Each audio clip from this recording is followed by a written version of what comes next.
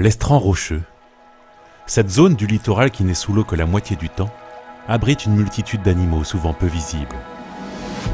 Ils doivent affronter des conditions extrêmes. La houle et l'immersion totale à marée haute, le réchauffement de l'eau ou le soleil desséchant à marée basse.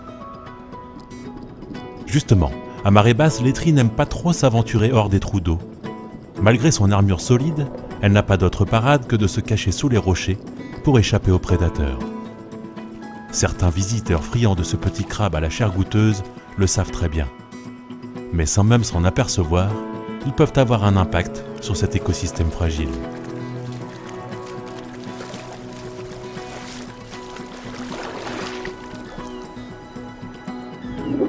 Ah, en voilà une. En voilà une. Donc celle-ci, elle fait 6 cm, alors qu'elle doit faire 6,5. Donc je vais la remettre à l'eau. Voilà, tu peux retourner dans ton élément. Alors, est-ce qu'il y en a d'autres? Est-ce qu'il y en a d'autres? Il y en a, toi? Celle-là, elle est belle, hein. Bon, celle-là, elle fait la maille. Reste dans le panier, toi. La maille, c'est la taille minimale de capture. La taille à partir de laquelle on estime que l'étrie aura eu le temps de se reproduire au moins une fois avant de finir à la casserole. Voilà, c'est comme ça que je pêche au trou. Je rentre la main dans le trou et effectivement, il y en a une. Ça, c'est une étrie, voilà, comme on dit localement grainée, donc qui a ses œufs. Donc dans ces cas-là, on les pêche pas, on les remet à l'eau, voilà, pour protéger sa progéniture, les prochaines pêches d'étrie. Allez, qui retourne.